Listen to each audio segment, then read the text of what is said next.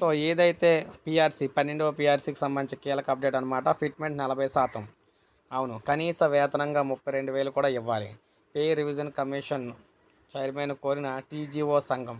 ఉద్యోగులకు కనీస వేతనం 32,000 ఇవ్వాలని, ఫిట్మెంట్ 40% కలిపి వేతన స్కేల్ నిర్ధారించాలని తెలంగాణ గెజిటెడ్ అధికారుల సంఘం ప్రభుత్వాన్ని కోరింది. ఈ మేరకు టీజీఓ అధ్యక్ష ప్రధాన కార్యదర్శులు అయితే ఆయన కావడం అయితే జరిగింది.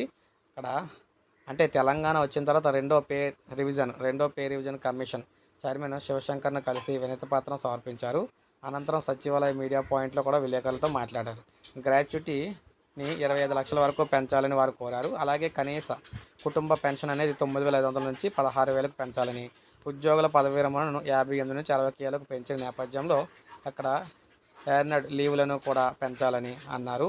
చైల్డ్ కేర్ లీవ్లను మహిళా ఉద్యోగులకు 180 రోజులు ఇవ్వాలన్నారు. అలాగే పాత పెన్షన్ విధానాన్ని కూడా అమలు చేయాలని వీరైతే కోరడం జరిగింది. సో ఫైనల్గా వీళ్ళు చెప్పేది ఏంటంటే ఎట్టి మధ్యలో ఫిట్మెంట్ అనేది 40% ఉండాలని చెప్పేసి వీరు చెప్తున్నారన్నమాట. సో ఇది ఫ్రెండ్స్, ఈ వీడియో నచ్చితే లైక్ చేయండి, సబ్స్క్రైబ్ చేసుకోకపోతే మన ఛానల్ సబ్స్క్రైబ్ చేసుకోండి.